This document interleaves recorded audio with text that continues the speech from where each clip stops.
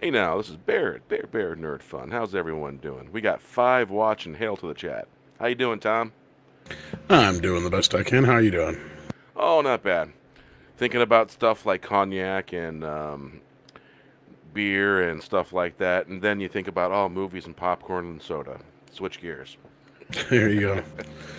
There you Yeah, go. this um, I don't know, man. I'm getting rug burn from this Star Trek Picard a little bit, I'll be and honest with you. I can't wait till shit's done. you know, there's only one thing that I'm kind of liking about this show, and it's just one, and maybe not even so much that. The mere fact that um, I think they're going to be reinventing the Borg. I don't know if I like that, but if they had the right writers, it could be an interesting story. And this is and then folks that are watching, the two of you, um, basically the very tail end control is inserted, and throughout these last 7 episodes, they are they've been kind of hinting at control, about a technology in the background, always in control, and hence the word control. And so I'm getting different signals from this show. It's a police show. It's an adventure show. It's the Glades, but oh wait a minute, no, it's not. It's Star Trek. Wait a minute, I'm watching Star Trek. Okay, so I'm actually being mind blown by some of the stuff. Hail Sentinel. What's up, Michael Wolf? Hail. So I'm just like, it wasn't as bad as the first episode. I honestly, that muscle hurt for a day or two after that. But it's basically it's not Star Trek. Oh no. There's, like you call it, member berries. What's really a good word for it? Um, the member berry nostalgia pieces. You know, stop trying to buy us and just write a good show. You know, Yeah, I'm gonna have to dig out my member berry T-shirt again. I haven't worn it in a while. You ever see that South Park? That's where it comes from. it's been a while since I watched South Park, but Yeah, that's what it was. Is funny stuff though. everybody was eating member berries, and the berries would go. Remember Chewbacca? Yeah, I remember. Remember Knight Rider? Yeah, that was cool. Yeah, super cool. And then the people are eating them, and Member they're just berries. yeah. It was all about Star Wars, Force Awakens, and stuff. It was pretty good. So yeah, I'm just. Was it me or did we see new Borg outfits being flashed I in scenes? I could have swore I I seen know some brand. of the flashbacks were from First Contact. Um, Not those particular ones. It was. Do you remember the preview scenes that they showed here and there at the end of each episode? It's those little flashes. I could have swore I saw a brand new Borg outfit. they may have changed it. Have we even seen a full-fledged Borg yet? In the very first episode, the very tail end, they showed us a Borg, an actual. It looked like a Borg from a traditional Borg from the next generation, and um, basically Voyager, the typical Borg. It looked like that. But the one that I've been seeing flashes of in the past few episodes, I think, it looked like more modern, reinvented Borg. Well, I know Jerry Ryan's makeup's a little different. Like her little pieces are different, and I think hues are different and stuff like that. I mean, I know just besides the healing part or whatever, but I'm talking about the Right. actual shape and the way they look and stuff like that. People have picked that out already. Yeah. Um, the things on her hands, 'cause she's got them on both hands, right? I think so. I can't remember, but yeah. Yeah. So I'm just like sitting here wondering. It's like, okay, apparently you really want people to watch because you're throwing all this Borg lore in there. And so I've been catching up on some of my Borg lore and all that and stuff and all that. And it's like, all right, okay. And the was it the Vajash? That was before the Halcyon? Sounds about right. If not, you're saying it. I'm not saying it ass right, backwards, I think, but it's something like close. that. The Todd Vosh. I don't even Todd remember Vosh. anymore. Well, this secret organization, it had to have been a Vulcan one. Before the Romulans and the Vulcans split off. Because that was right as the war was ending, because there were certain Vulcans that split off that didn't agree with the way of Sarek logic. And they're trying, the impression I got is they're trying to say that that Sarek was a synthetic. I don't know about that part. It's the theory. That's a theory. I know they did set up that the Vulcan extremists in Discovery. Right. So I don't know if they'll tie into that at all. And plus, we had a couple of the original episodes that depicted the original Vulcan that did logic. What was his name? I just said his name. Not is it? I can't even say it right. I can't remember if it's Todd Vosh. I just watched that episode too. The founder of Logic. Yeah, I can't remember. He was. That's what Rob's good at. Yeah, there was an episode of the original Star Trek where they were all androids, and they had copies of all the iconic people in the Federation. They had copies of all the gods. The Jod Vosh, that's what it is. Jod Vosh, yes. And it's Thank you, Wes. They had to have existed in the ancient times of Vulcan, and when the split happened, they went with the Romulans.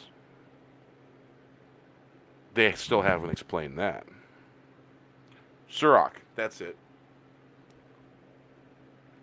Yeah, all I could think of was Sarek, and that's Spock's dad. Surak is the founder of Logic on Vulcan, and they depict that on Enterprise, where Archer actually carries the Katra of Surak for a little while.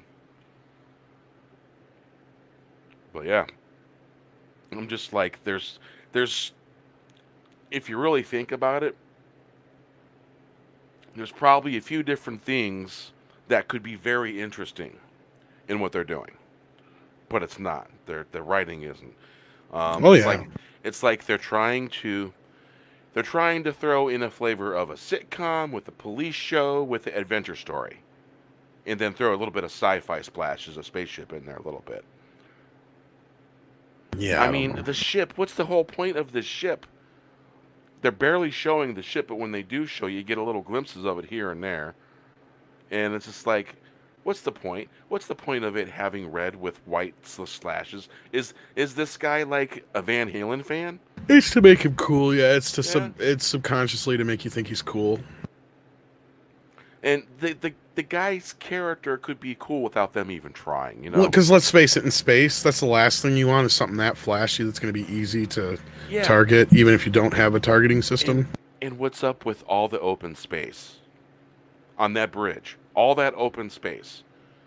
It's one of the few. They've got like a few sets, and that's one of them. And I remember hearing stories about that they had a real limited budget on what they could use for sets. Which is stupid because they spent a lot on this motherfucker. They spent a lot. And it's like, Robert Meyer Burnett said he heard 400 million. Wow. And that's for 10 episodes, yeah. That's a lot. That should have been like 24 episodes, man. That's 4 Marvel movies almost, basically. Like the main regular ones, not a Avengers movie, but a regular Marvel movie is like $100 million. Just take that in. We bring back some of the old school Star Trek guys, Rick Berman and all those guys. What do you think they could do with that money, man? They think they could give us probably 4 series. Exactly. I mean, what is it with bringing in these people that got no experience? I like Gary saying people of talent. Right. POTs. We need POTs, people of talent. Well, and the few people that do, they seem to keep their mouth shut, or they get voted out or run out of town, like Walter Mosley, basically. And, oh yeah. Good writer. Run out the only good writer out.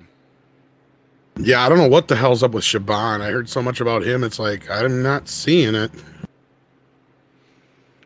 So yeah, it's just blowing me away, man. I mean, there's some really good precedents in Picard that really fascinate me. The Borg fascinate me. The history of the Vulcans and the Romulans and their secret societies, that fascinates me. And they're failing. They really are. Uh,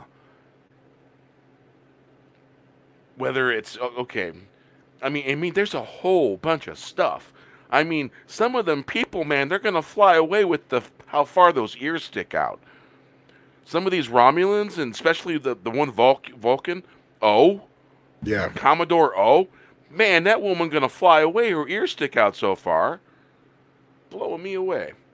And it's like that's more like a traditional elf ear. Did they get confused? Maybe.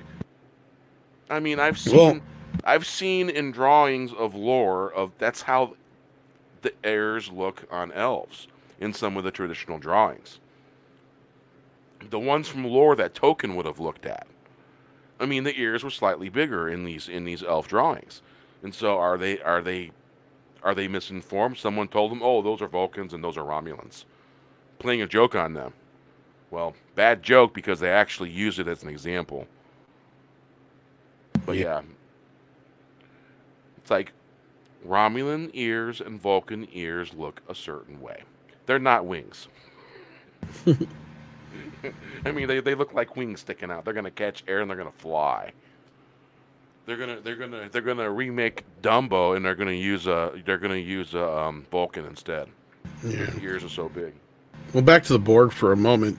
The funny thing about that is I remember a lot of these people who were sticking up for the show were bitching that they were getting sick of the Borg being in because it was like the main villain for a large part of many of the show, so I'm not against just getting away from it too. It's been such a big part of everything for so long. Right. And now they're hinting at the power of the Queen's chamber. Which makes no sense, which I and a million other people have said this. Okay. The great reason that the Borg are such a good villain is because they're simplistic in that they don't really have a good or a bad side. They just see you as either a threat or they want to assimilate. And if you have a gateway like that, wouldn't you have assimilated every single planet you could get your hand? You could do it in a matter of days or weeks, probably. You know what I mean? It makes no sense. It's stupid.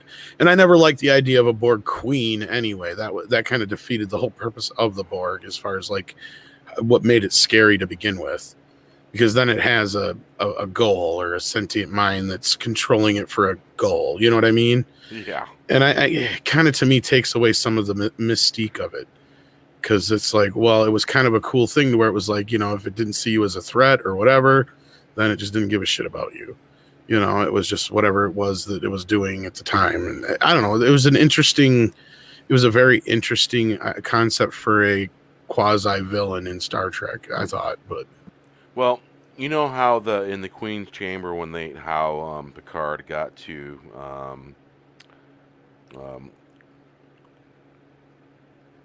what is the name of that planet? Thepente? I think so. Thepente. Wrote that down too. So we were playing Nepenthe. Yeah, there we go. Yeah, Nepenthe, yeah. Makes you forget that there's an N in the word after you get done saying it. But yeah, so this planet they teleport 40 light years away, and this was in the Queen's chamber. So you know what they're doing? They're setting up a storyline from the past. They're going to tell a story on how the Queen escaped using that teleportation device Probably. the Borg acquired. And I'm getting the feeling that we're going to see something like that somewhere in the storyline. Well, and yeah. I can understand what you're saying about the Borg Queen. How can there be so many of them, and the one here that died and all that, they know this, and it's like because there are multiple copies of the Queen that serves as some kind of function, and they never really. Basically, the organizer of chaos is what they told us. Right. Well, in the movie First Contact or whatever, they gave her so much of a character that it like really took away from the mystique of the Borg and how it was just kind of this.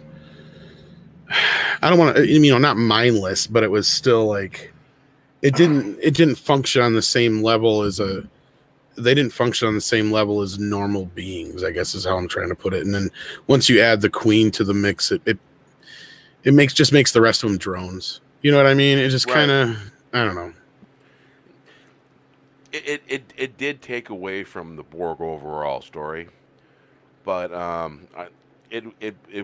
found it interesting. It's one thing to have a queen that's just kind of controlling things from a central hub in a one way, like because they have like instinctual goals. But when you get to First Contact, their goal is to go back in time and assimilate Earth before, you know, that it shows a little too much.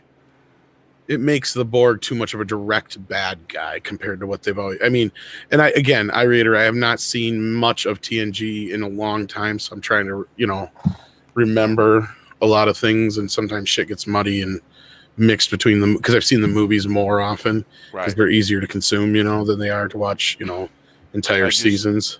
I just finished up the Search for Spock last night. That's a good one.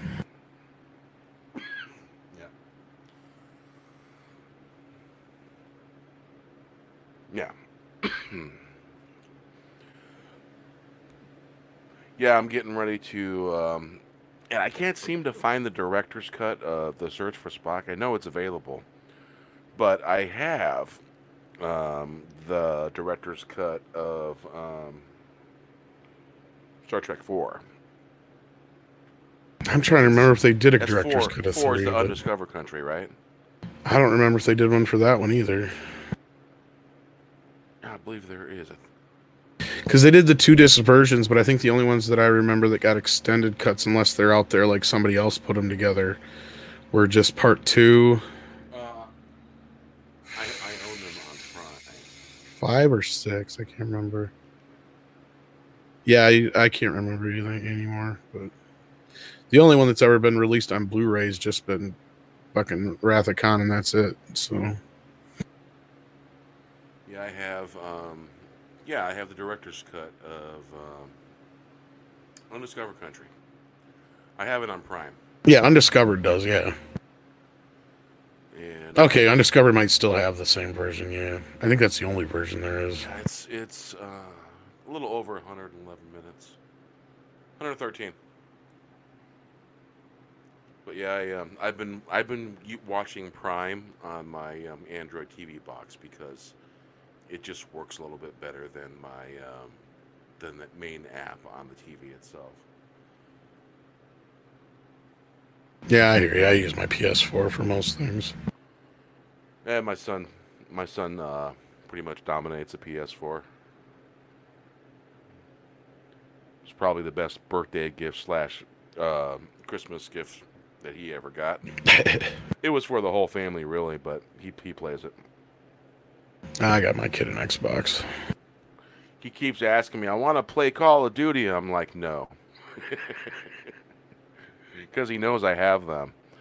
And because, you know, I played them and beat them all. And then, okay, put them up. And he wants to play Call of Duty. There's another one that he wants to play. I'm like, no. Nope. You're not old enough. But yeah,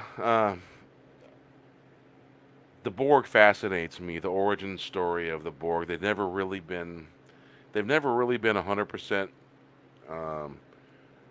sure about the origin story of the Borg and all that. Well, the origin, yeah, that'd be interesting to explore. Yeah, definitely. It just, you know, that's just my problem is the inconsistency in the characters all the time. And, you know, same thing with like people bitched about 7 of 9 and how she's acting in this compared to what she used to and stuff too. And, you know.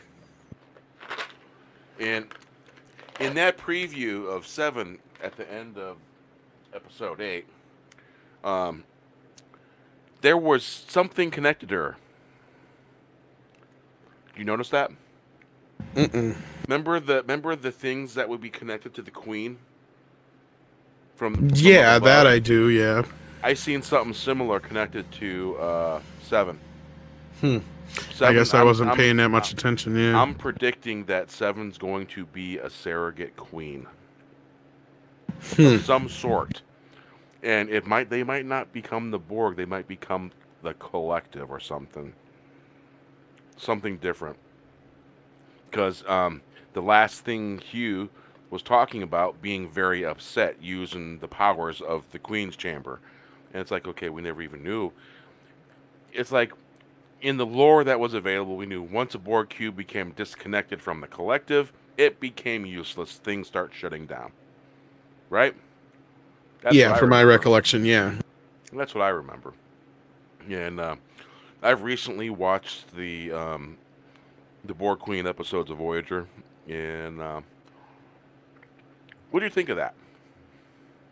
Voyager, I never really got a chance to watch too much of, so, unfortunately, yet. Oh man, you should check out the Borg episodes.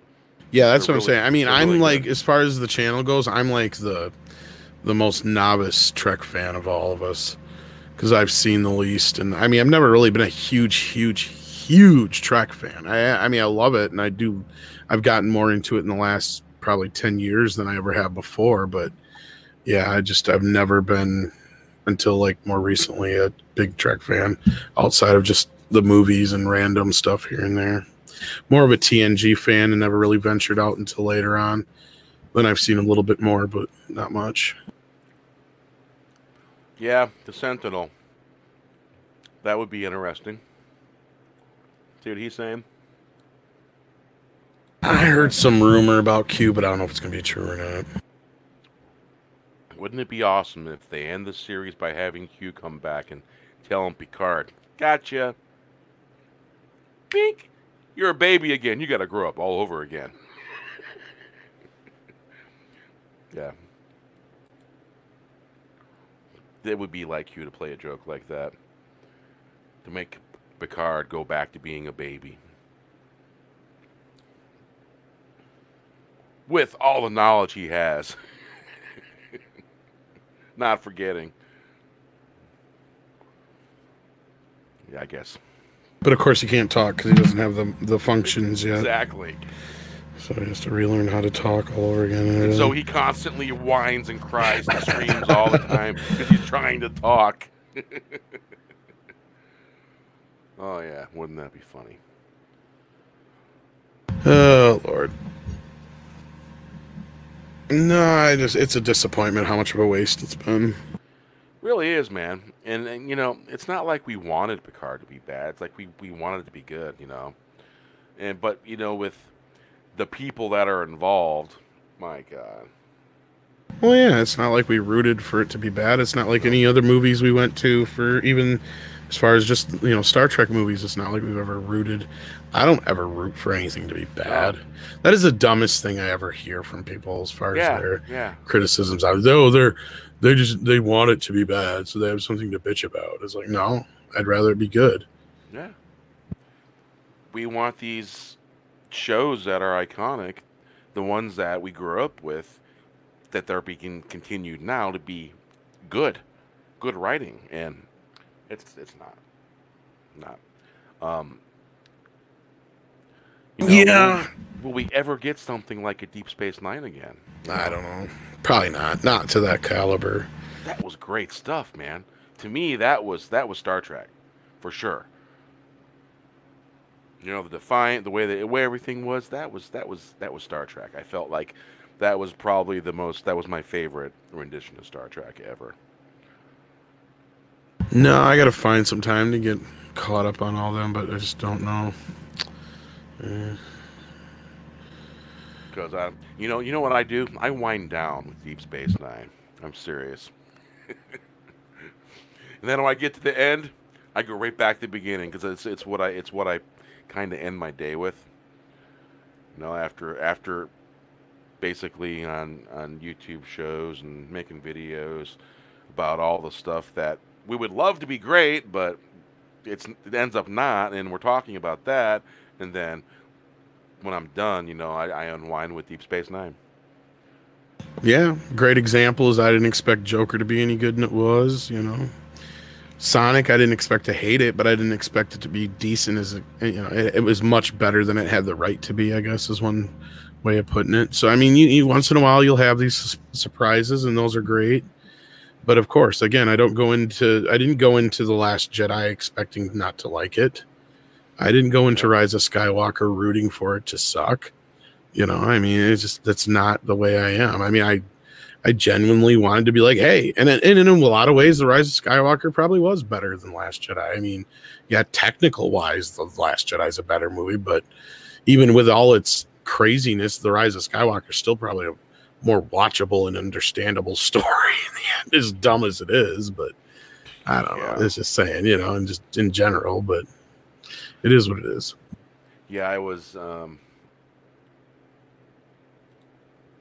fully bracing for The Rise of Skywalker, man. Fully braced for that. And I didn't even buy popcorn for that one. I didn't. I felt like it would have been a type of betrayal of some sort. And so I didn't buy popcorn. I got a big soda and we had some candy, but I didn't get no popcorn. Hey guys, hey, how you doing? I'm slightly whiskeyed, but I'll do my best here. So DS9, man, have either of you seen what we've left behind, that DS9 documentary? I think I've seen bits and pieces of it. Oh man! Outside of the trailers, no. And what sucks is I could have, because they had a screening when they did when I was at STLV and the director and everything was there, but no, I didn't get a chance to. Well, man, let me tell you something. They did a pitch for a season 8 treatment for an episode 1 of season 8, and it was so good. I was like, Cisco has become a religious figure, and DS9 has become a religious shrine, and Kira has become like a Vedic, very into the Bajoran religion. They're administering the wormhole, all that stuff. And they're bringing back, they're doing a roundup a la Star Trek 6, Undiscovered Country, bringing everybody back to DS9. And I'm just like, fuck, I would so love to see this series, everything, the characters, they're paying honor to the characters. Julian and Ezra, Dax are a couple. Jake is still mopey and kind of angsty, and he's a novelist, and he shows up on DS9 unsure and uncertain, and of his future and his place in the world and the galaxy, and there's just like all these shrines and statues of Cisco holding these Bajoran what they call those things, god damn it, stream freeze, the orbs, the Bajoran orbs, yes. And I was like, oh god, I want to see it, it's so good. Like, take me back to DS9, please. And they acknowledged the passage of time. And it was just like, oh my God. I was like, please bring it back. And throughout the entire documentary, they're reading the letters. They're like, well, DS9 is horrible. And they had like, I don't remember the name of the actor that played Garrick. Something Anderson, was it? God damn it, I can't remember. I can't remember either. Yeah, but he was like, he was doing it in his Garrick voice. He's like, DS9 sucks. A goddamn Taylor? Fuck me. It was like they were reading all that. Andrew Robinson? Andrew Robinson, that's it, yes. I looked it up, I didn't know. Oh, well. You got to it before I did. All good, man. That's what the internet's for. I gotta be honest, dude. And so I'm just like thinking about all the hate I'm getting on Twitter and all this stuff about defending TNG and everything that's come before Kurtzman Trek. And I'm just like, yes, this would be the bridge, the in-between between what we have now, dark and edgy, versus holding the values true of that Roddenberry universe. And I'm just like, and they're reading the hate mail, and I'm like, yeah, that's how I felt at the time. But now, with the perspective of time, I'm thinking it's dynamic, it's different. Mm-hmm. They had the Raktajino, the Klingon coffee they had. I mean, all that stuff is really good. So yeah, man, I want to see a season 8, and they dated when in the documentary when they did the treatment for the season 8, and it was like 2015. 2015 was when they came up with that. It was before Aaron Eisenberg passed away. They had something. I'm not going to spoil it for our audience here, but something happened to Nog, and I think with what happened with the actor, that would work. But man, would have been so good, so much better than what we got. Yeah.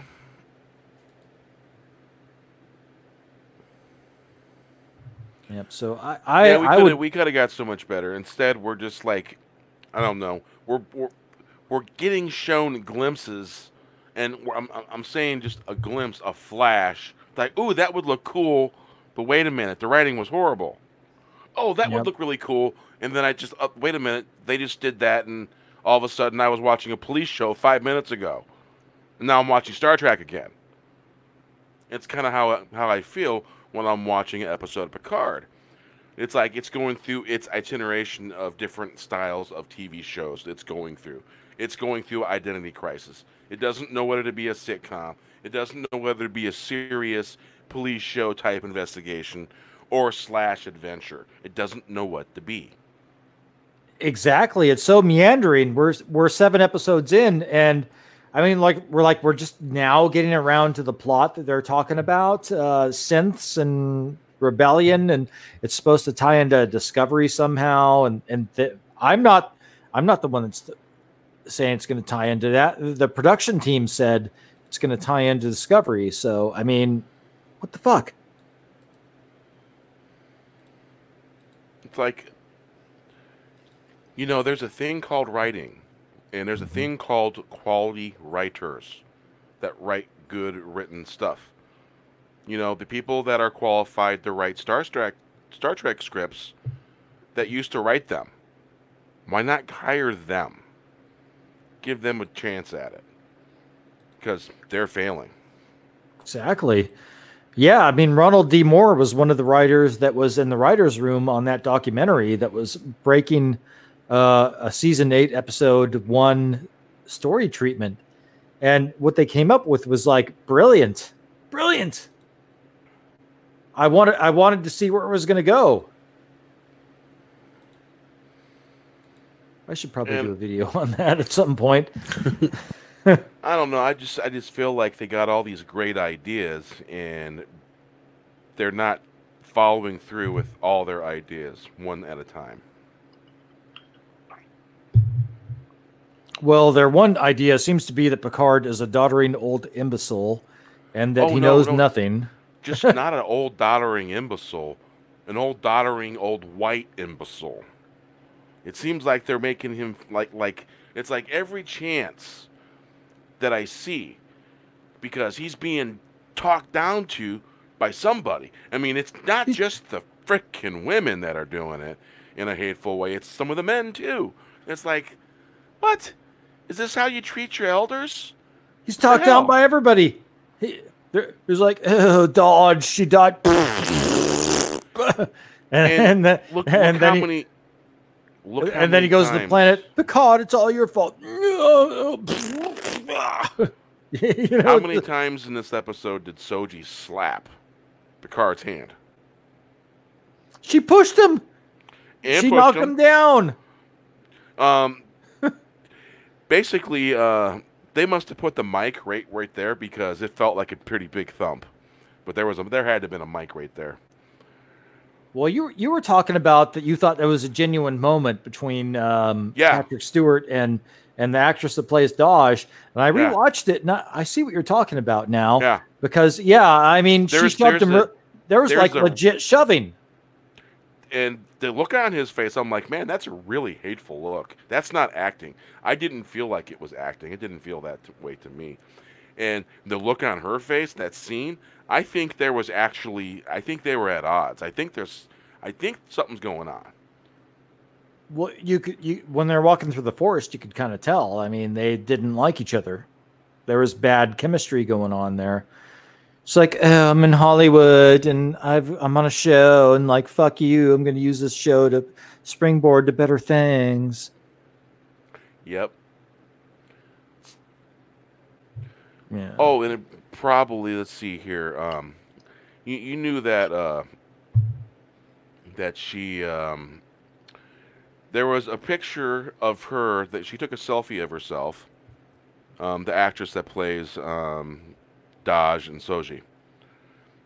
Well, there's a sticker on the back of her phone, and you can see it. It's a feminist warning to patriarchy, basically. Let me see if I can find the picture.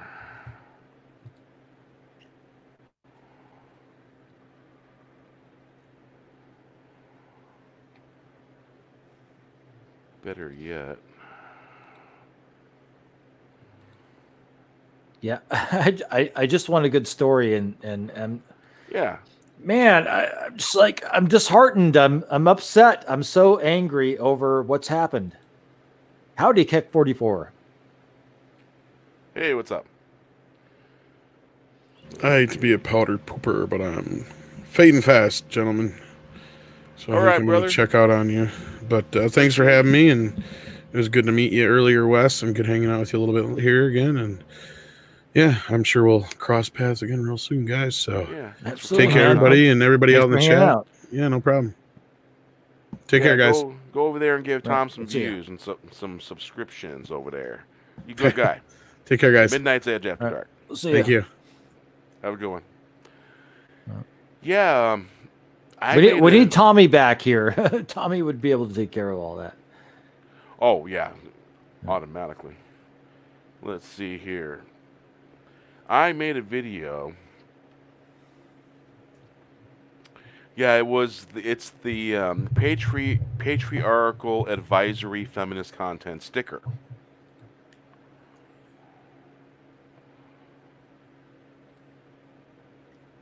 And I'll cue it up right there. All right. Yep. Do a little screen share here.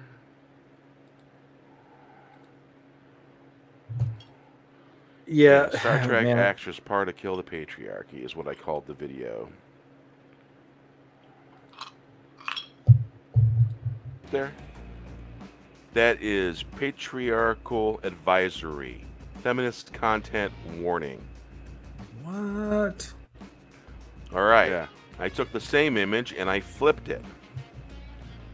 You see the patriarchal? There's the advisory. There's the ist on the end. See that? Really? Feminist content. That there is the sticker on the back of her phone. That's a picture of the sticker that I found on the internet. January 29th is when I made this in one of the groups. I can't remember who. I did a screen grab and all that, and I forgot to get the name of the person that posted it. I think it was somebody in the Nerdrotic group, podcast group on Facebook. Yep. If you happen to catch this video, put a comment in the comment section so that way I can properly cite you. Being that I didn't write it down, and who knows how far down it's buried now. But yeah. This is who's in Star Trek. You guys want to watch. These are the people who are controlling Star Trek. Pretty freaking toxic, right? So yeah, big time. They're being toxic. And Orville Nation, just threw it out there just in case you wanted all to. Man bad. Mm-hmm. I think one of us is not muted here. There you go. On That's all the proof we need that this Star Trek is not made for man. So there you go. Hail to the Phantom Menace, and we do not kneel. Got it? Good.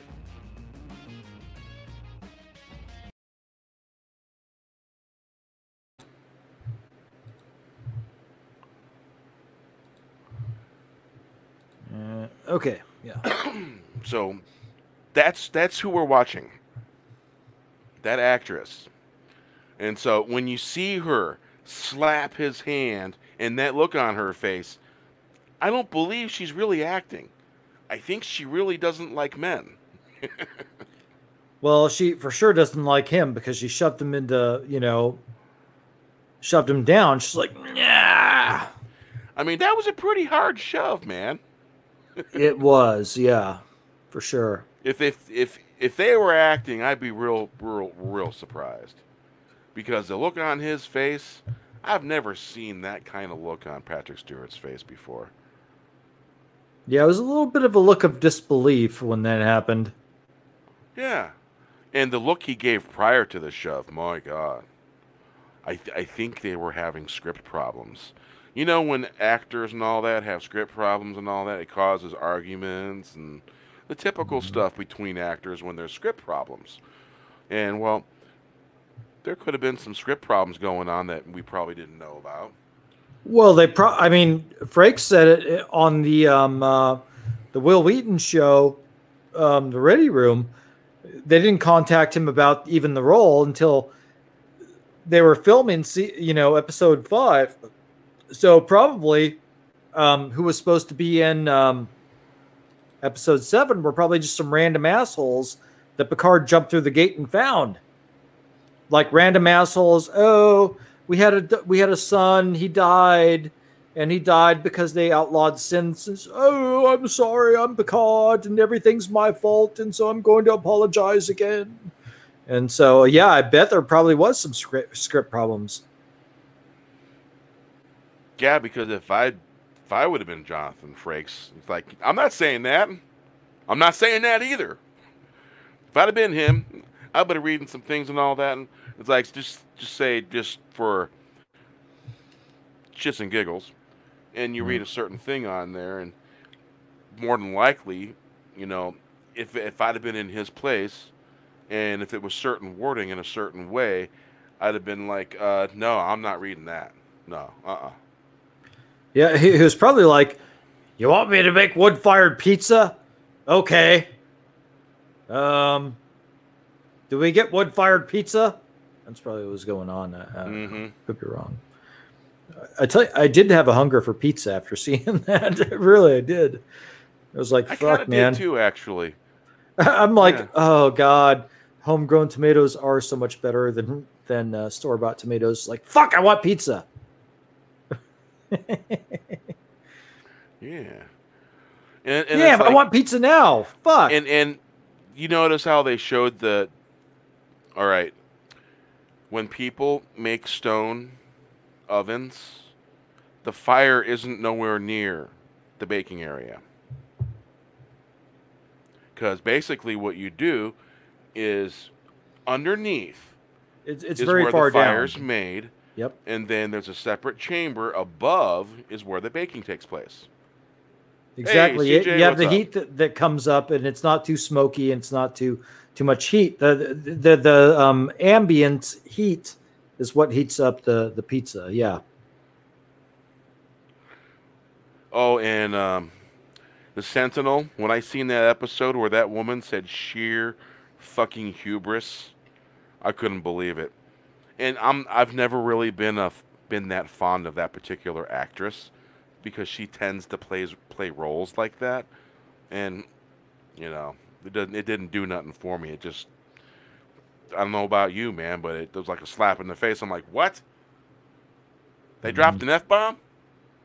What? Whoa! Are we allowed to drop bombs on this webcast? Yes. Yeah, you can say fuck or fucking whatever, I was going to go a little bit further than that. I was going to say, I refer to as the Commodore with the sunglasses as Commodore Cunt on my channel, so I don't know. Oh, yeah. I don't know that I go that far. But yeah. God damn it. Yeah. You should have told me. Commodore C blank blank T. Yeah. Yeah. Yeah. It's like, what's up with the freaking ears? Yeah, Commodore O and the ears. What's up with that? My theory is that it's a last minute addition for reshoots, and they got they went to Party City and they got some Vulcaneers, and they put the Party City Vulcaneers on her and they sprayed them with some some makeup, and that was the Vulcan ears.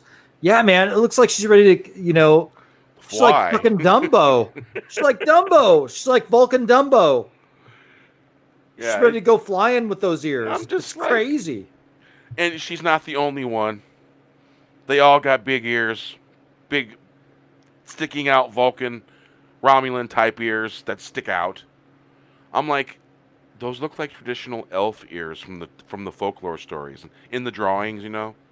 the old drawings from the 20s and the 30s of elves. It's like, that's what that looks like to me. Well, let's give her some credit because they did give her better sunglasses in the flashback.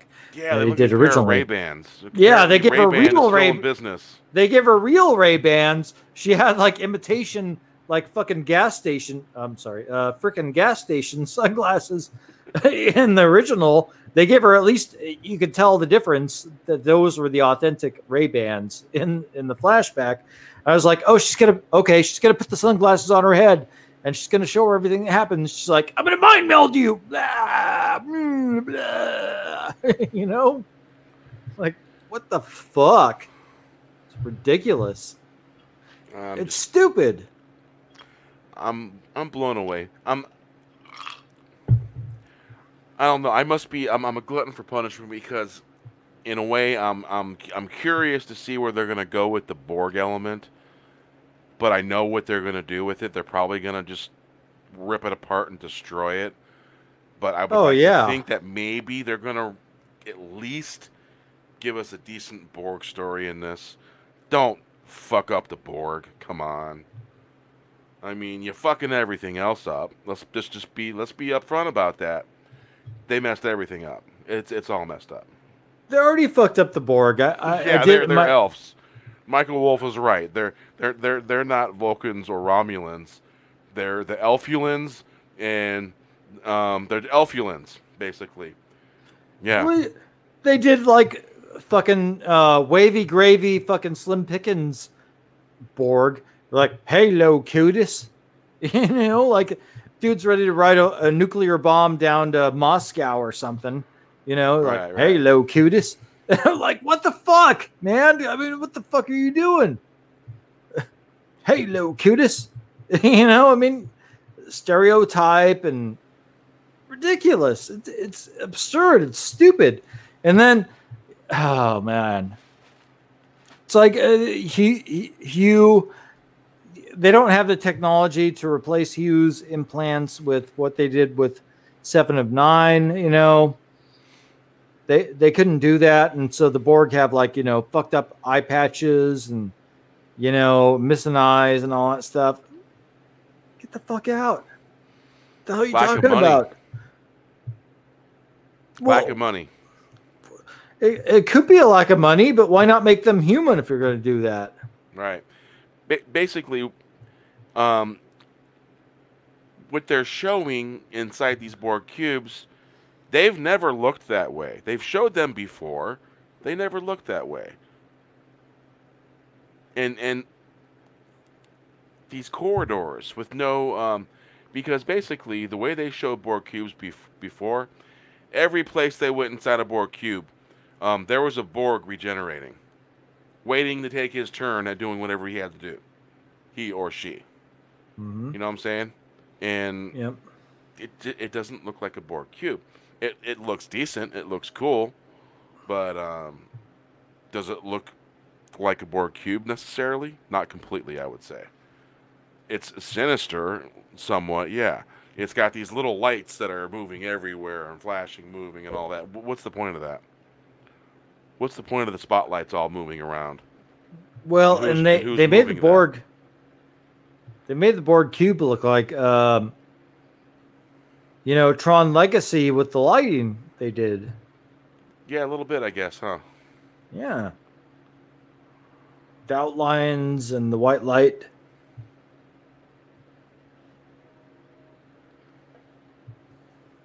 And, I mean, fuck, it's so bad. It's so bad.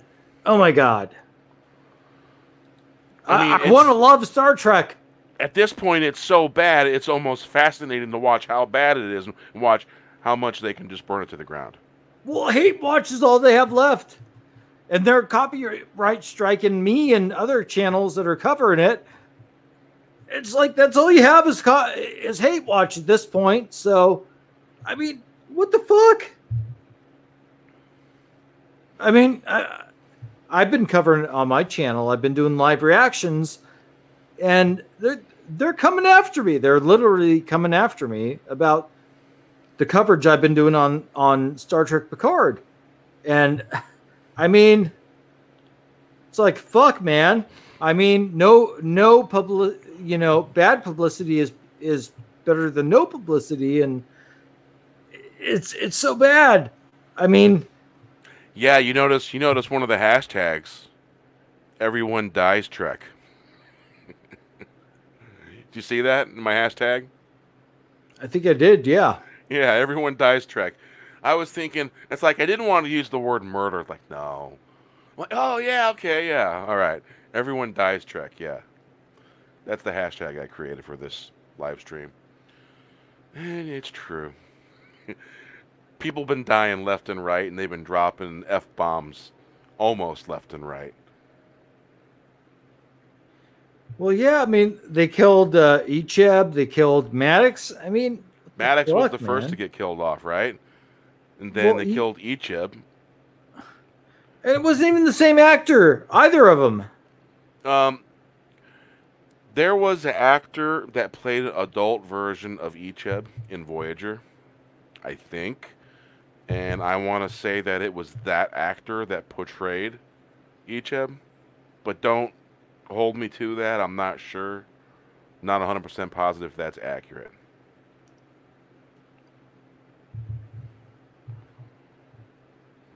But yeah. So basically, I really, really, really hope they don't screw up the Borg storyline. Oh, really man. They're going to. I mean, the leaks are true. Narek is going to be a sleeper Borg agent. And yeah, I remember you talking about that on your webcast. Oh my God. Earlier. Oh. So bad. It's so bad. So bad. Oh my goodness. It's like I'm clicking my heels together. I'm like, oh, take me back to junior high school. It's like TNG was still on the air. I just want to like roller skate and listen to Warrant and you know, I just want to listen to like fucking 80s butt rock and play pinball and fucking Pac-Man. Oh God, please make it end. Plus,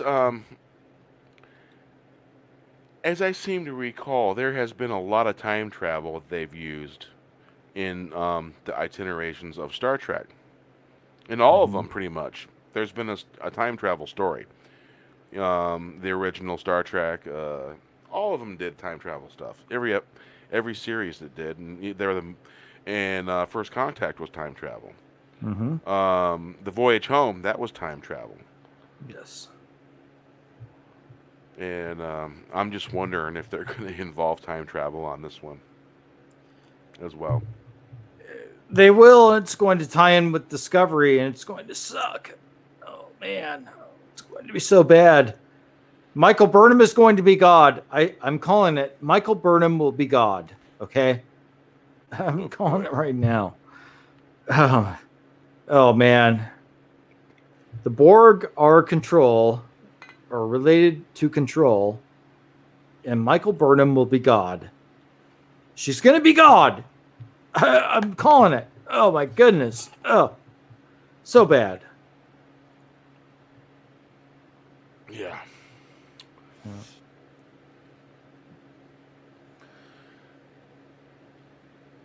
I'm hoping that they do something good with the Borg, because basically what they're laying down is they're hinting at, from what I've seen, it's a reemergence of the Borg. Yeah. That's the gist I'm getting. I'm getting a reemergence of the Borg, and Tell me, is that the same kind of feeling that you're getting? Well, 'Cause I they're am. trying to do a Borg origin story, and oh my God, I think they're trying to say the Romulans created the Borg, and that the Zod Vosh were the anti-Borg. Oh my goodness! Oh, I don't know. Is it Thanksgiving yet? I want turkey. I want turkey and ham and Plus, like mashed potatoes. There was a theory about God. a Vulcan that started the Borg, a female Vulcan. That's how they got the Queen. Right. It's a video that's been floating around for quite a while now. YouTube video. I can't remember who did it, but it was about the origins of the Borg.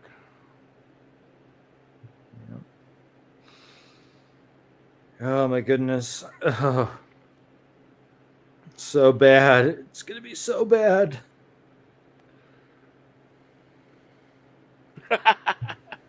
The Sentinel, I'm mentally vomiting as you speak. Mentally vomit, my friend. Do it. Do it. Well, I'll just vomit air. If you're a good vomiter after you've had quite a bit of whiskey or whatever, being a good vomiter really comes in handy, let me tell you. Oof. Just go like, oh, I got to throw up. And some people are just like, oh, I'm going to fight it. I'm going to fight it. And they suffer through like 12 to 16 hours of vomiting when they could just like, just got to let it go. Let it go. Let the vomit flow. Just like, have a bowl or a trash basket next to the bed. Just like, do it. Because yeah, I've been noticing a lot of resurgence of Borg information videos. Mm-hmm.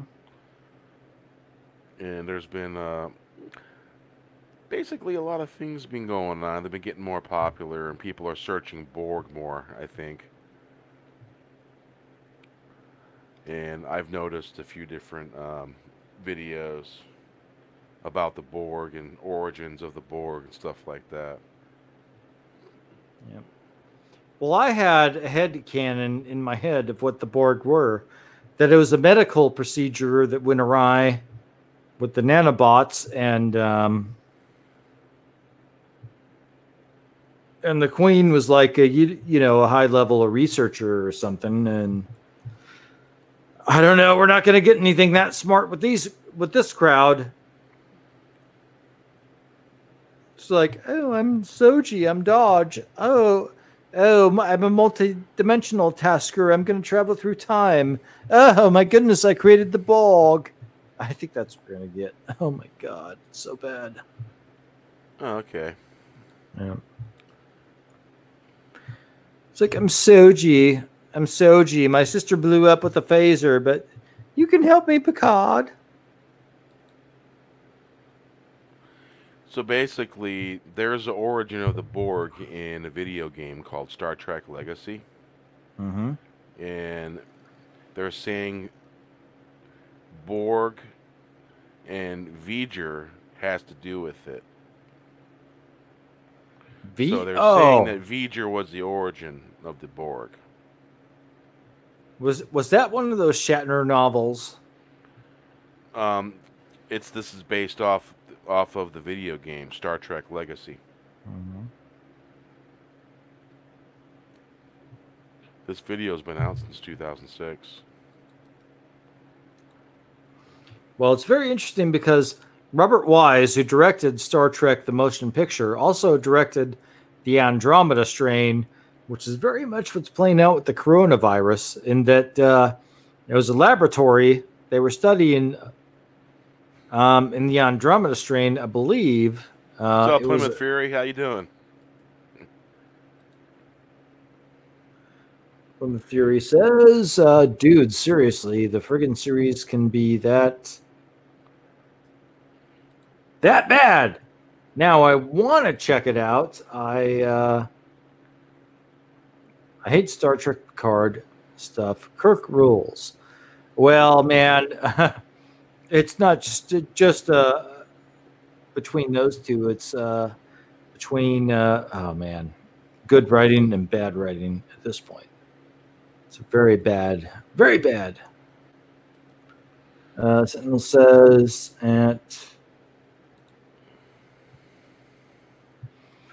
but yeah, the Andromeda Strain is a good movie, but it is very slow paced.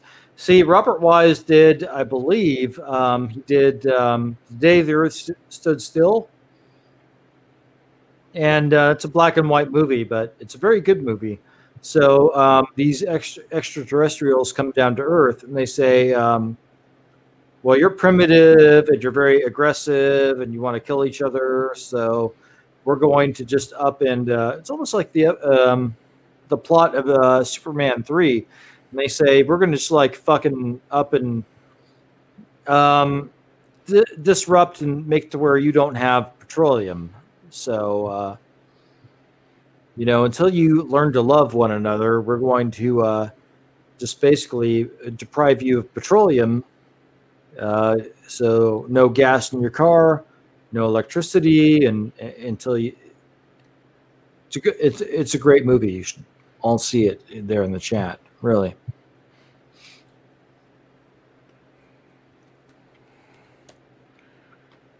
So, yeah, you got a link for that IMBD movie on IMBD? I think I do somewhere. Yeah. Here, let me post it in the chat. The Day the Earth. There's a remake with Robert Downey Jr. too, actually. Oh, really? Yeah.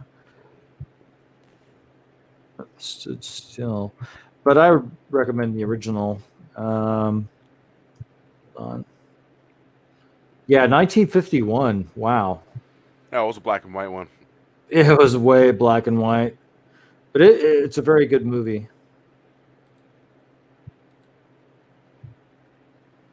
Hold on.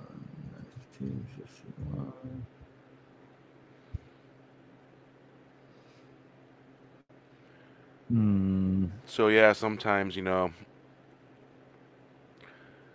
I wish we would have got the 8th season of Deep Space Nine when they were talking about it. Well, now Nog's dead, so they can't. Exactly. I mean, technically they could. It's just they wouldn't be able to use Nog's character. His character would had to have been killed off somehow. Because honestly, it would be very disrespectful to not include him. Yep. Basically, and replace him. It's not good to replace actors that have died. I don't know. I think it would be not a good thing. But it would have been nice to get into season 8 of Deep Space Nine to get a better closure than what they gave us. Yeah, it's true. Sometimes we can think inside our head how it would be, and that'd probably be better during current circumstances, with the way TV and movies are now. For sure. Well, I thought DS9, what they were coming up with, would have been close enough to. It would have satisfied fans for sure. Oh yeah. I would have really liked to have seen a season 8. That cap off the series. Been nice. Yeah, I thought the idea of deifying Cisco, I did not like that aspect of DS9, by the way. And I think Cisco is a war criminal based on what he did with the Maquis colonies and all that stuff. But still, it would have been canonically correct to deify him because he never did come back at the end of what we leave behind. And so right. I would have liked to have seen where that went, his absence being felt. Jake on the station. They have his 22-year-old at the time, Cassidy Yates is pregnant. 2015, it was a 22-year-old science officer that ended up being his son. Never met Cisco. Lots of great stuff could have happened from that writing. Right, and basically, Cisco's mother ended up being a wormhole alien. She did, yeah. Yep. I liked that storyline. I thought it was kind of cool how they did it. Well, they made her look like Aunt Jemima, but other than that, but I mean, maybe that was the point. But it worked out. Yeah, it was good. It was good sentiment. Was it perfect? Mm-hmm. No, but it was definitely good sentiment. I liked it. Orville, I like the Orville. Yeah, I can't. Next season's coming up soon, right? I think so. On Hulu. Another. Was it about a month or two or so? It's hard to keep up with those things. Got so many things happening at one time, you know. I hear you. I'm not sure, but I'm looking forward to it. I just want to find out if they're in a parallel universe or not after what happened with Kelly. I'll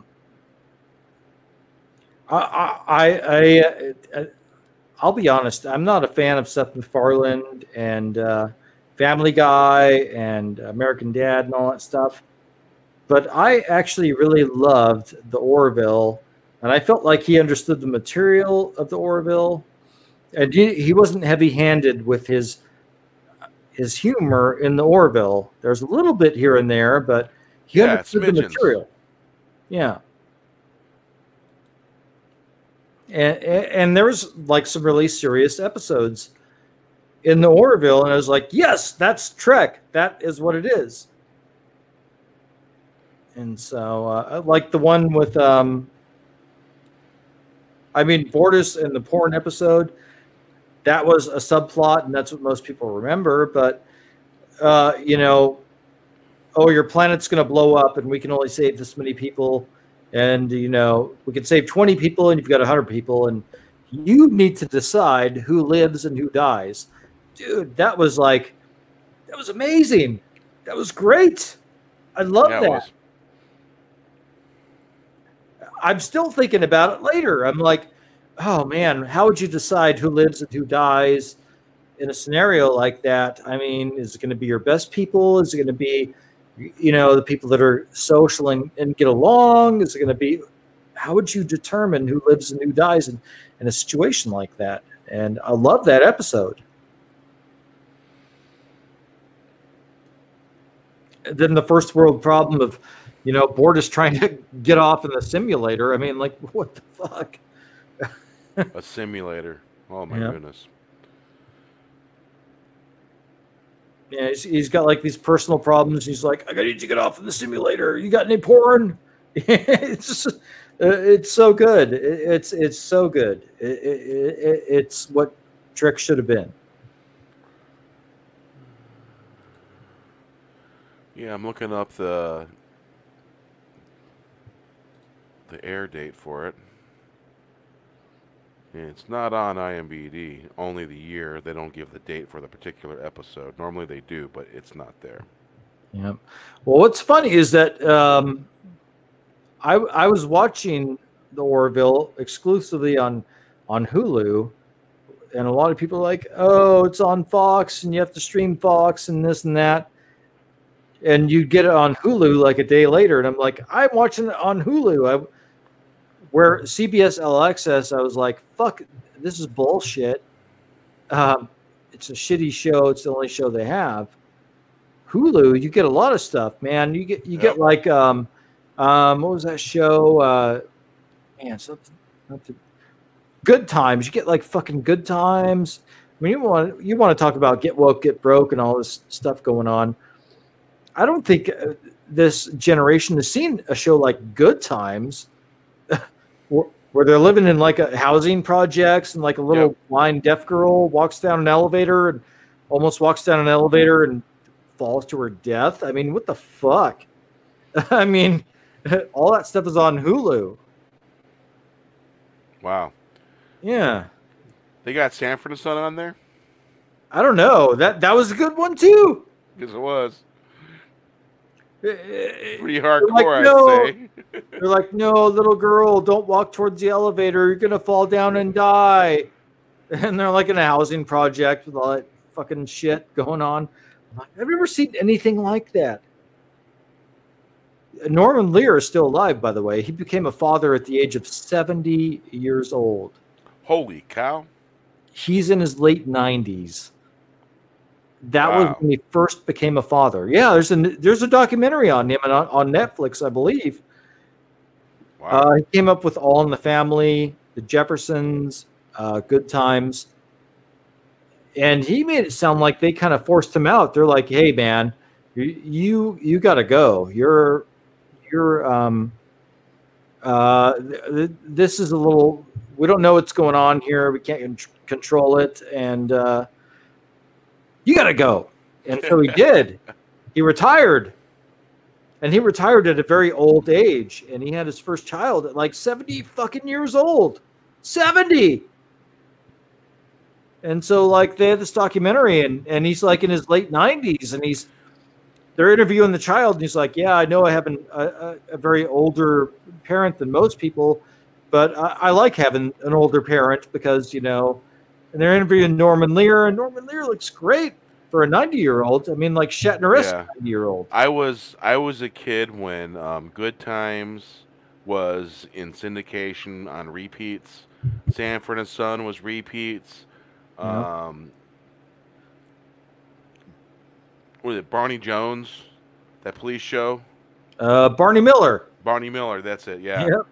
Yeah. That Barney Miller had some good shows. That was in syndication when I was a kid. I mean, there was new ones, but there were still ones that were being repeated. But yeah, some of them shows were basically coming to an end when I was a kid. Yeah, me too. Like WKRP, when they dropped the turkeys. Remember that? They had real music. They lost the licenses to their music. They had actual real music like America and fuck those 70s bands, America and Steely Dan. Oh, really? That TV show had licensing for It did. Music? Yeah, and they had to replace the music with generic music because the licenses expired. And that's why you don't see WKRP on TV anymore. Because they're like, this is like Beavis and Butthead. Beavis and Butthead, they would have these interludes where they made fun of different videos. They're like, Butthead, White Snake, yeah. Yep. You know, and you don't have those interspersions anymore because that music was licensed and the license expired. And so they were doing like Beyonce and all this bullshit. It's like, whoa, dude, Beavis and Butthead, as it aired, it was all about making fun of that stuff. Yep.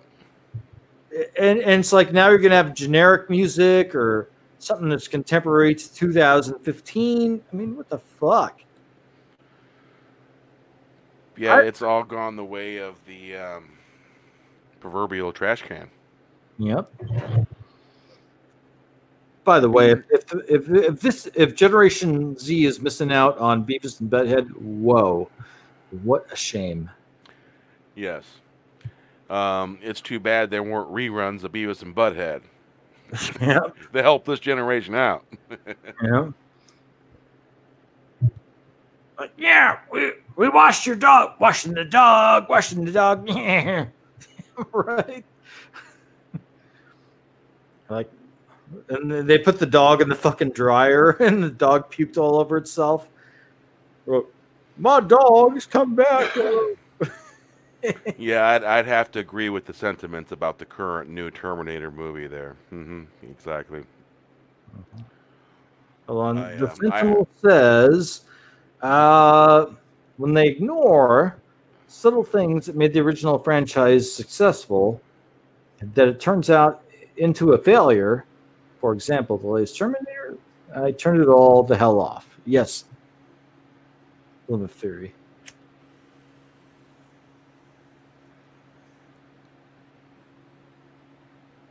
Yeah, it's unfortunate. It would be nice to have some good TV. Yeah, for sure. Man, I still remember when I was a kid and Nightmare on Elm Street was coming out, and everybody wanted to be Freddy Krueger and have the knife glove. Yep. You know? That was a thing. Yep. Put the candy and it was there was Jason and Freddy Krueger competitions. Yeah. Yeah, it was a big deal. That was a very big deal back then. Put it in the box, baby. And when people were trick or treating, you would see pairs. There'd be a Freddy Krueger and a Jason trick or treating together.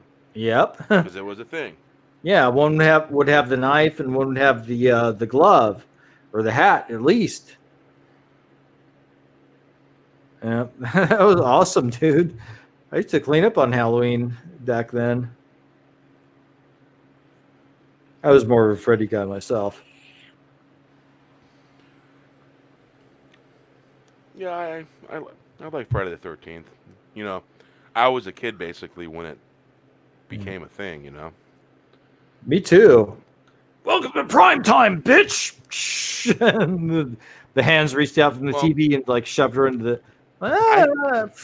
I can remember I think I was 5 when cable was brand new, and we got cable for the first time. The cable controller was connected by a wire to the box, you know, and there was a flip switch, 3 settings, and there was 3 rows of buttons, and you could flip the switch to each one. And I discovered by accident, you know those T-pins you use in macrame? No. Weaving? What? T-pin. Hmm.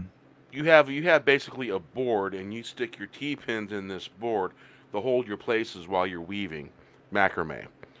And my mom had them because she did macrame. And so I took a T-pin and I shoved it down inside the button. Being a 5-year-old, you know, that's what 5-year-olds do. Yeah. And I made HBO come in. Really? So my mom and dad come down in the room, and I'm watching HBO. And of course, I'm watching something rated R. Right. And my mom and dad are like, "How's he watching that? We don't have pay channels." And so they discovered that we could watch pay channels because I discovered it. Nice. Every pay channel that you didn't get, stick that macrame needle right in the button, and it made it come in perfect. But you know, those controllers didn't last very long because there was a little controller on a wire to the main box. Yeah. And I swear to God, those things were not around for more than 2 years. I remember when I was a kid, there was like the soft porn outlet with Ricky D or some shit. And it would be scrambled, and it's like every once in a while you'd get some action on the scrambled picture. Like, yes, there's action, you know, and then it would scramble and you wouldn't be able to see it. But it was Outlet with Ricky D. That was great. Yeah, music is a big deal in movies. It'll make it or break it. That's for sure. Yep. Yeah. So we have you seen the Never Sleep Again documentary? The Sentinel says I've not seen it, but I'll see, or maybe I have and I don't remember, but I'll take a look at it. Sentinel, thank you. Sometimes Never Sleep Again documentary. Is that about did that come out when they did the Nightmare on Elm Street? Well, yeah, Nightmare on Elm Street. The one with where they broke the fourth wall, and they had the actress that played Nancy. Is that what was going on? If that's what it was, I think I did see it.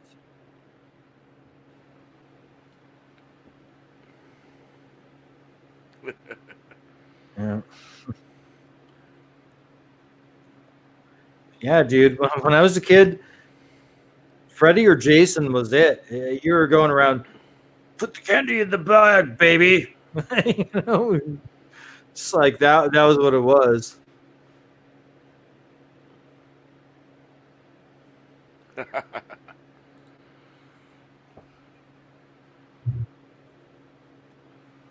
Yeah, the whole thing Here about he them. says, sometimes totally subtle things that make or break a movie. Yes, and it lit up. Remember, you flipped the switch between the upper and higher bands. Yeah, there's A, B, Plymouth Fury. I remember that. Ha! Where were you when I was a kid, damn it? Yeah, there's A, B. You pressed an A, B switch, and then you get like a somewhat pixelated soft porn, like with Ricky D. Look at this bitch here, you know. And, That sound like the cable boxes from the 80s. yeah, big ass fucking cable boxes, dude, with like the red lettering on the front. You press the A, B button, you're like, oh yeah, porn, yeah, oh. And it would almost unpixelate to where you could, see a little something. Well, you had friends that had access to black boxes. You know what I'm saying? Right. Yeah, my brother. The kind that you would have to, you'd hook it up to watch your shows and disconnect it, so the cable company wouldn't ping it. Yep. Wow. And that porn was so lame too. Like right before anything really happened. Oh, Skinamax porn. Another scene. Yeah, I remember that stuff. Yeah. I guess you're the pool boy, so I can. And then like, cut. Fuck. Crazy. I don't know. My husband might not allow that. Those of you that have seen the ship in Star Trek Picard, check out The Expanse and look at the inside of the Rocinante and tell me there's not some similarities going on. Huge similarities. If you look at the bulkheads, they look very similar. They're the same shape. Same similar bulkheads. I mean, it looks like they copied them, honestly. I mean, look at Rios. He's a copy of the main character. Yeah. Yeah, Holden, yeah. Yeah, Holden. James Holden. Yeah. Well, they made him a stereotype, and they made Rafi a stereotype. Even Rafi might be a stereotype of Naomi. Well, Rafi, she's a stereotype of my next door old neighbor that used to live next door to me when I lived in Gary. Yeah, I mean, she's like, what's up, JL? It's the corner lady where you went and got your pills and stuff like that, and got a little weed here and there. That was a corner lady, and it's like they studied the corner lady that used to live next to me, in Gary, and it's like, what? Yeah. It's like, man. Hell, I'm fitting to get me some snake weed. And it's like, all right. They're really, really painting some bad pictures for people, I think. Unrealistic. And it's like, those are like real world stuff that are in the current real world that shouldn't be in Star Trek. I'm sorry, it just don't freaking belong there. But remember, this isn't Utopia Trek. It's anti-Utopia Trek, where men are bad. But think about it. Think about this one. I'm going to lay this one down. I heard Gary talking about it, and the guys on his panel talking about it, and it makes a lot of sense. Think about it. The world in Star Trek Picard is being controlled by women. Everyone they've shown us in control, it's been women, right? In Picard? Yep. All been women. And this world's so messed up, and so therefore, because all women are in control, is it messed up because of women? This is the premise that they're giving. This is one of the things that it makes me think about it. Yep. Well, I think in the 25th century, they're going to have... like we were talking about earlier, I think they'll know more about addiction and the physiology, the psychology, the the genetics of addiction to where that wouldn't be an issue. That wouldn't happen. They would have intercepted that long before she got to that point in a career or a post-career with Starfleet.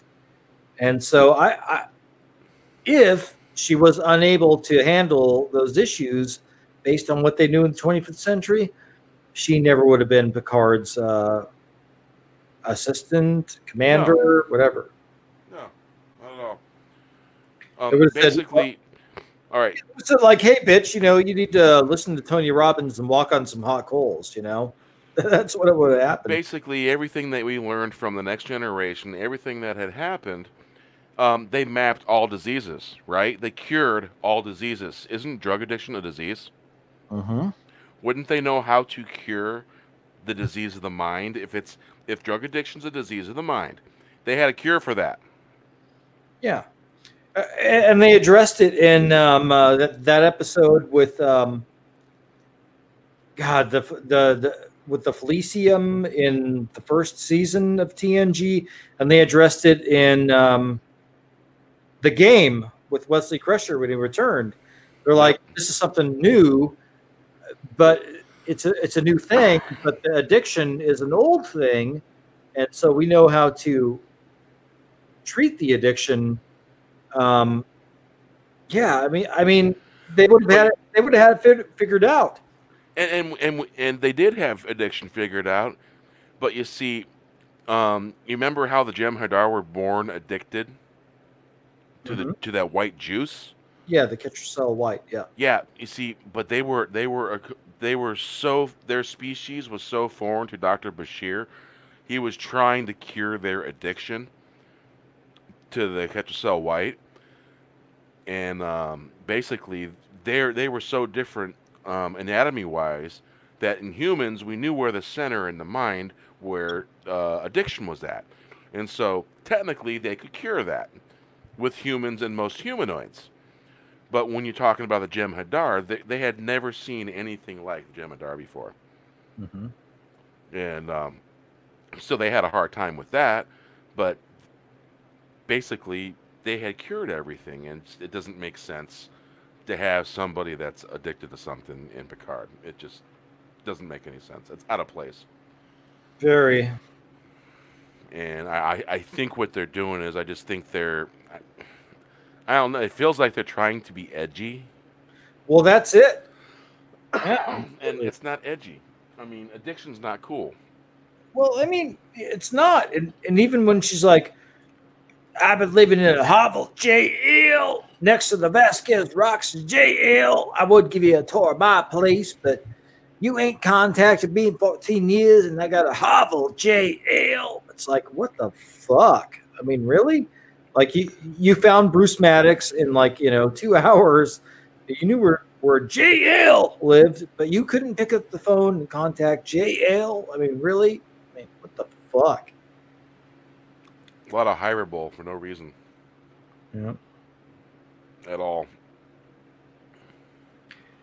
They took, I don't know if you're familiar with this actress, but she played the police chief in The Glades. Good show. Very well thought out. She played it very well. Half the time, I feel like she's playing a character that she was undercover for or something. You know what I'm saying? Yeah. I feel like I'm watching this undercover drug dealer. You know? Or they're putting this persona of a drug dealer to me. And that's not Star Trek. That's police show. Yep. Doesn't belong in Star Trek. Yeah, I just find it hard to believe that they wouldn't have had some treatment for her that would have made sense, either treating the biological aspects of addiction or the psychological aspects of addiction. In the 25th century, they would have had it figured out. That's what I'm saying. Right. And from watching the Next Generation shows, and basically they medically had stuff figured out, and what they're doing is they're retconning everything that happened before. In other words, they're changing it. And Well, they're contemptible in the 25th century. They're enslaving synthetic organisms, and they're banning synthetic organisms, and then it's like, what is this? This is not Starfleet. I mean, what the fuck? And under the stewardship of these women that are in control, everything's failing. What message are they sending with that? Well, think about that. Yeah. Think about that for a minute. They're saying that basically, because everything is failing, it's women's fault. Basically, is what they're saying in this show.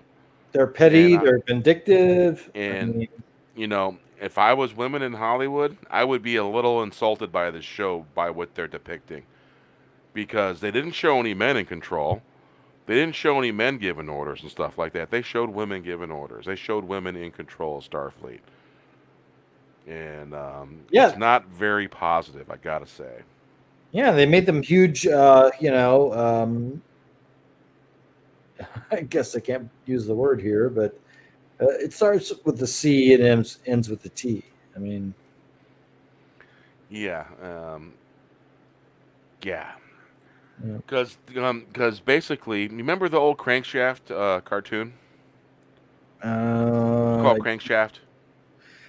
Grumpy old guy in the cartoon. Well, this is Crankshaft Picard half the time.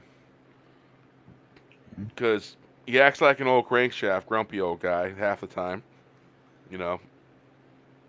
And that scene where he just gives Dodge that dirty ass look. And then he's just like egging her on. And then he gets shoved by Soji. It was Soji he was giving a look to. Did I say Dodge? Damn. And he gets shoved. To me, it felt like some real dialogue going on there. The look on Patrick Stewart's face when they were probably recording that scene, it felt stressful to me. It didn't feel natural. It felt very out of place. And because after seeing the scene, I went back and I watched it over and over again to get the feel of what was going on, and something felt off, big time. Yeah, it's all very bad. Whoa. Hey, Plymouth Fury, absolutely agree. Absolutely. Yeah, for sure. Those of you in the chat, give Plymouth Fury a sub. Check him out. He's got an interesting channel. I was always a Ford guy myself, but Plymouth Furies, the Hemis have something to them. 440s. Also, 446 pack was a pretty good motor. Yeah. Engines.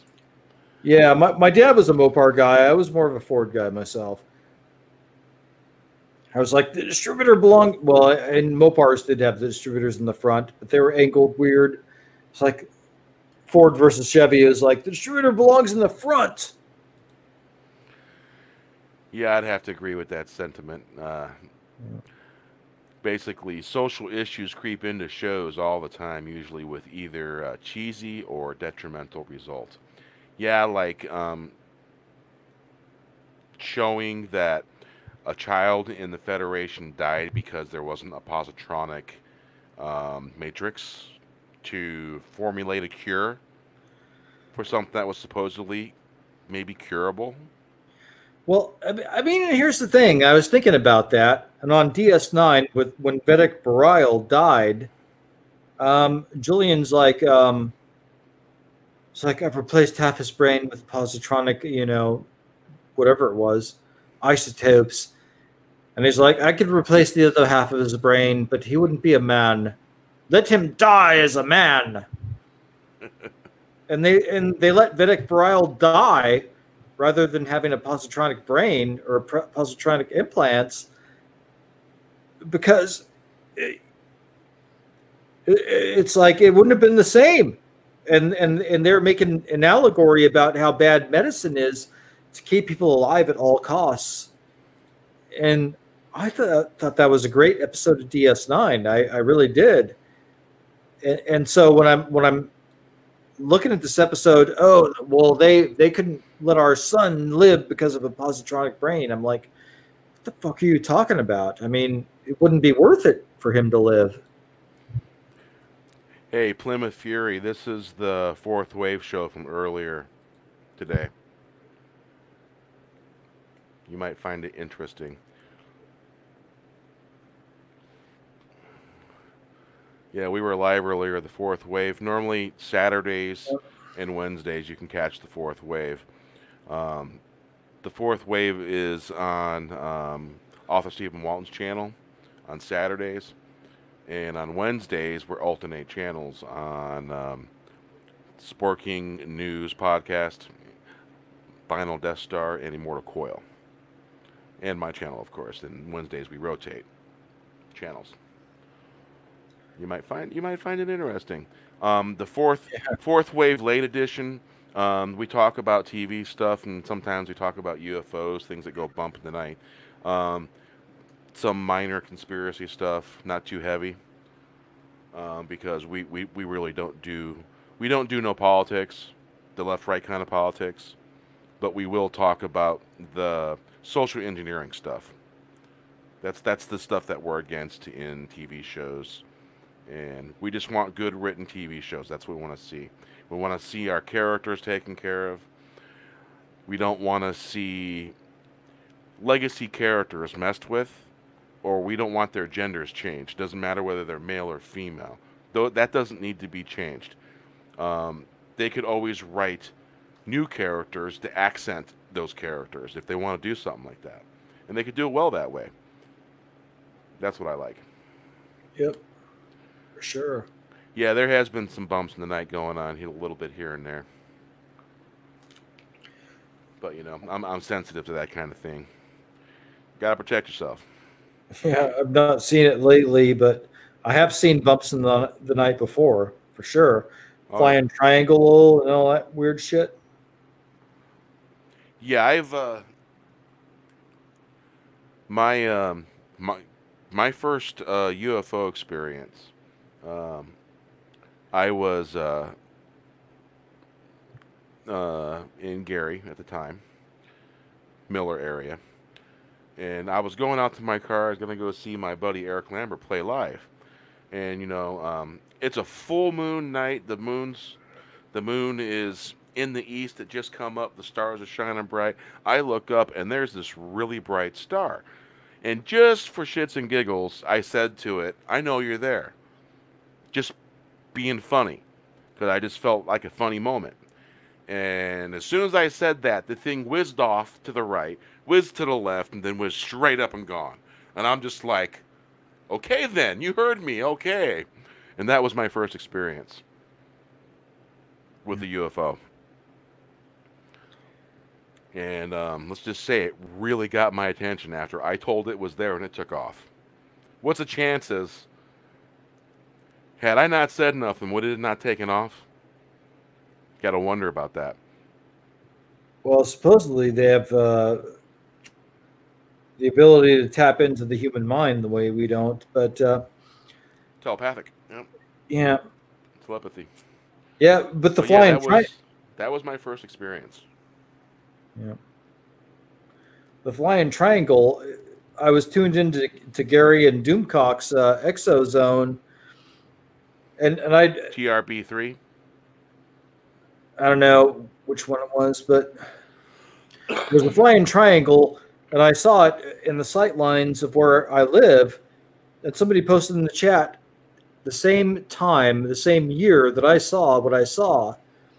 They said I was driving towards, you know, such and such airport, and I saw a flying triangle, white dots on each tip of the triangle, red dot in the middle. I was like, "Fuck! I saw that." And I think it was one of ours, United States, because it was purposefully positioned in the sight lines of this airport. and it was purposely positioned outside, in the middle of nowhere where I was living at the time, where this other person saw it. And so here in Northern California, yeah.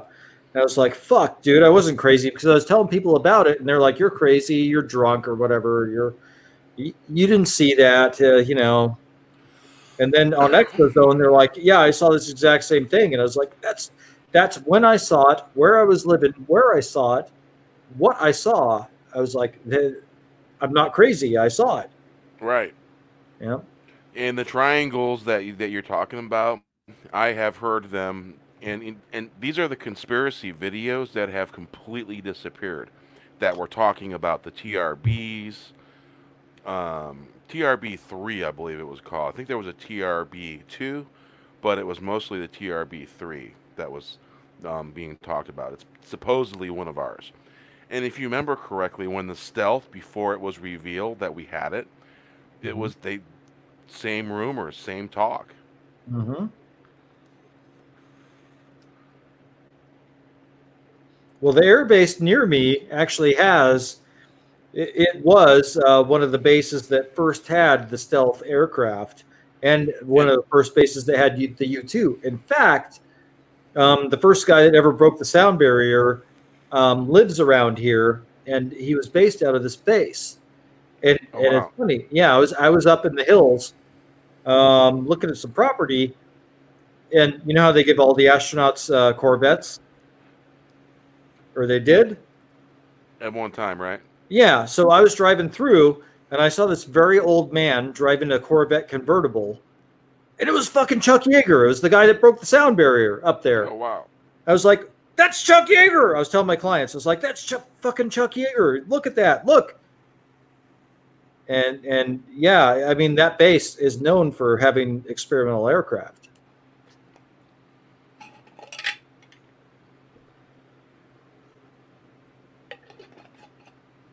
Yeah, that UFO experience wasn't my only one. Yeah. There was another one that I had. This one, I was at home, but it was late at night, and at the time I had a Jetta GLI, sunroof, stuff like that. So I was just listening to the radio. I was smoking a cigarette, and I had pulled into the backyard, and I was partially into the backyard, and to my right, to the east, is Potawatomi Trail. Are you familiar with that? Is that in Oregon? Potawatomi Trail is in northwestern Indiana. Yeah. It's part of the National Lakeshore. It's part of the state park, national park. It goes all the way to Potawatomi Trail. Was Potawatomi natives' sacred land, hunting ground and burial ground out there. And so always some weird stuff going on, whether it's the supernatural phenomenon because of the Potawatomi Trail being close by. And by the way, that's one place you don't go at nighttime. Mm-hmm. There was only one place in that whole area you could go at nighttime. It was up on the hill. Follow the trail up to the hill, and that's it. Otherwise, I would advise not going down in the valley at nighttime there. Things walk at nighttime there. Things that stayed, you know. Mm-hmm. And some places at nighttime, man, you don't want to walk there. You hear stories from, it's like I've heard stories from natives here about the Nisqually River and some places where you do not want to go walking at night because there's other things down there that walk. And I'm a little superstitious, so I always listen to that stuff. But, you know, I was sitting in a backyard, and basically smoking a cigarette. You know, I just got done before that. I just got done smoking a joint, and I was smoking a cigarette. I was watching the stars, and all of a sudden, this huge, glowing orange, yellow globe, and it looked like it was huge. It looked like it was probably only about 200 to 300 feet off the ground. It was really close. and it was coming right smack dab through the middle of my neighborhood, over all the yards, and it was going straight toward Lake Michigan. And so by the time it got past my yard, I mean, you didn't need glasses to look at it because it was right freaking there. And at the time, there was no cell phone cameras or nothing like that. This was, I want to say this was probably 1995. And this thing altered course and started going toward Michigan City, which is sort of toward the northeast. Because before it was going straight north. And then it started going northeast toward Michigan City. And the thing was huge. It was huge. I've never seen nothing like it since. Wow.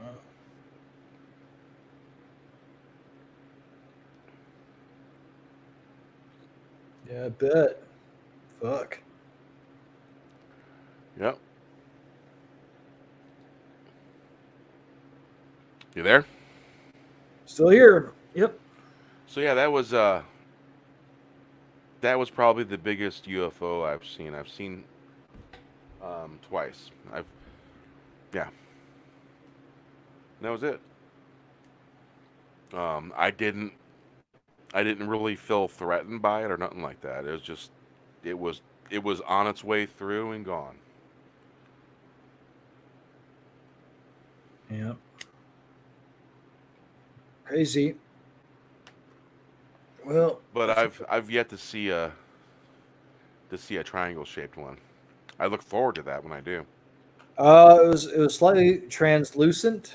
Yeah, that was the thing. It was slightly translucent. You could see it was a cloudy day, and there were clouds running through. You could see a slight outline of the triangle shape, and there was a white dot at each tip of the triangle and a red dot in the center. And that's what that was, and that's what the person in Doomcock and Gary's Exozone said they saw it. I was like, "Fuck, I've seen it! I've seen it!" And I've seen it around the same time you saw it. Where you saw it at the same time? Yeah, it was in the sightlines of Sacramento International Airport. At the 99-70 split. I saw it exactly where they saw it. Yep. That would have been 2014 or 15, I believe. Yeah.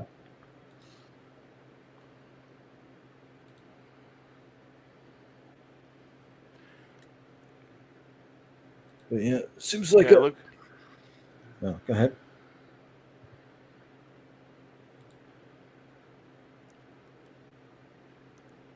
Yeah, it's cool. It's refreshing to find some guys like you randomly that have also had such experiences. Can I call in? I also use StreamYard. Yeah, absolutely, buddy. Yeah, for sure. I mean, we're all out there.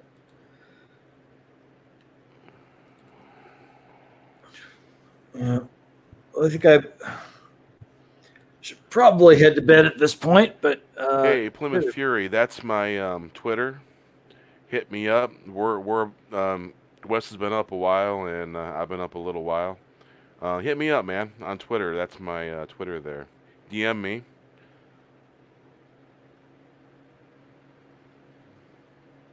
Yeah, and get a hold of me. We'll do something for sure.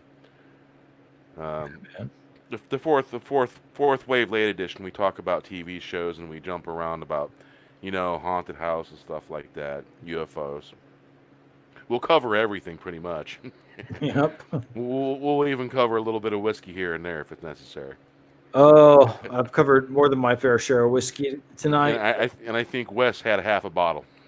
I'm 3/4 of a bottle in, but it's all right. All good. I'll probably polish the rest of that off at some point. Yeah. Yeah, I'll be playing darts Sunday and have a beer. I have an ale. I listen to the Inquisition Sundays. I'm turning my friend into Inquisition lover or liker. I don't know about love, but I've been turning him on to Gary and Doomcock. Hail. With that, we will see you later. Thanks for participating in the chat. And fourth wave late edition is back, my friends. And we will see you next time. Thank you for coming. We appreciate you. Thanks for coming. See ya. See ya. And there's some really cool YouTube channels down below. Check them out. They're in the info. Hail.